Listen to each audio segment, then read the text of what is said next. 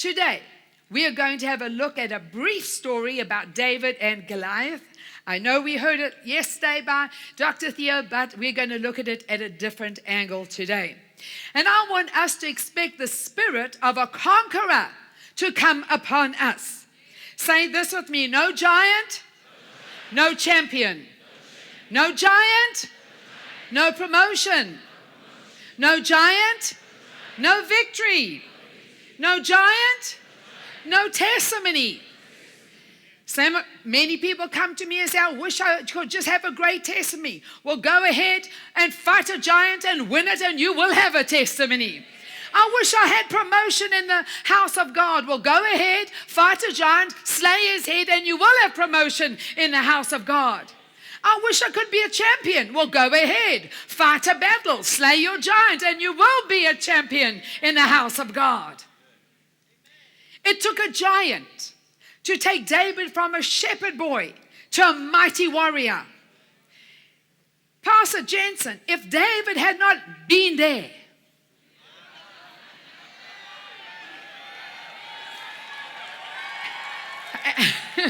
at the time when Goliath was shouting the odds, we would have never seen him as the giant slayer. Say, I must be there. If David had not been there, we would have not had the story of encouragement today, that we too can win when the odds are overwhelmingly against us. Let's pick up the story in 1 Samuel 17:32. Then David said to Saul, let no man's heart fail him.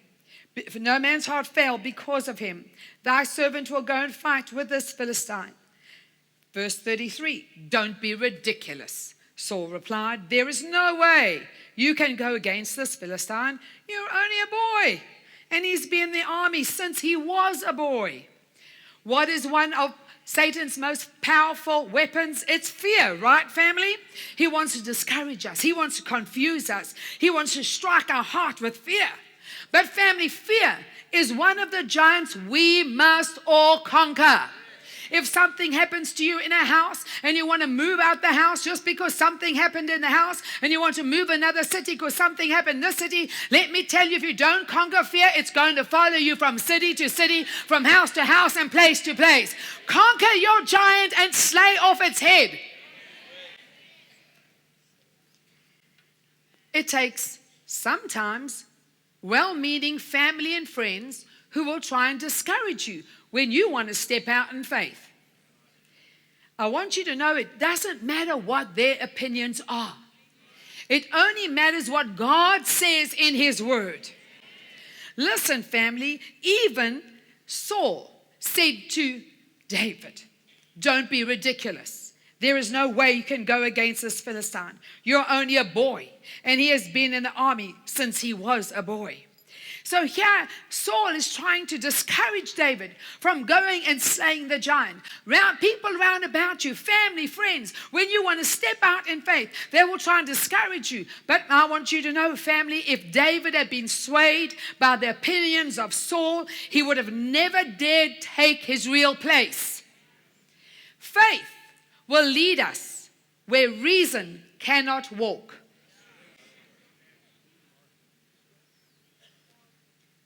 But David persisted. I've been taking care of my father's sheep. He said, when a lion or bear comes to steal the lamb from my flock, I go after it with a club and take the lamb from its mouth. If the animal turns on me, I catch it by the jaw and club it to death. So David said, I've gone after the lion, I've gone after the bear, and I got my little sheep back. But no man in his right mind chases after a lion or a bear unless you're Pastor Diddy, the lion catcher. Verse 36 says, I have done this to both lions and bears, and I'll do it to this pagan Philistine too, for he has defied the armies of the living God. In the old King James, the next verse says, David said, moreover, the Lord that delivered me out of the paw of the lion, out of the paw of the bear, he will deliver me out of the hand of this Philistine. David did not say, I killed the lion, I killed the bear. But he said, the Lord delivered me out of the paw of the lion, out of the paw of the bear. And the Lord will deliver me out of the hand of this Philistine. We know the story. So Saul finally consented, go ahead then, David, if you think you can do it. Go for it, try it. So David picked up 5 smooth stones. We know that one was to kill Goliath and 4 were for his brothers, correct? He put them in his shepherd bag. He was only armed with his shepherd staff, his stick, his bag, and his sling. Remember, he only had his shepherd staff, his bag, and his sling. Goliath walked out towards David with his shield bearer ahead of him, sneering in contempt at this ruddy-faced boy. Am I a dog, he roared at David, that you come at me with a stick? And he cursed David by the names of his gods. Come over here, and I'll give your flesh to the birds and wild animals, Goliath yelled. Notice this. Satan will always try and belittle us. In the Old King James, verse 42, it says that Goliath disdained him. In other words, Satan will always challenge us. You're just a teenager. You're just a woman. You're just a human. How do you think you're ever going to win this battle? So the giants in life, the storms that come against us, will try and intimidate, belittle us. They think, how are you going to win? I got your mama, I got your papa, I got your sister, I got your brother. I'm coming after you. And they'll try and intimidate us and belittle us. That's what the Bible says. In fact, Satan tries to bombard our minds. And sometimes his voice in our minds is much louder. Thank you for watching Dr. Bev's YouTube channel. We will continue to offer dynamic and uplifting highlights from Dr. Bev's messages. Please take the time to like and share the videos. And most importantly, don't forget to subscribe to the channel. Keep watching the Dr. Beverley Wolmarans YouTube channel.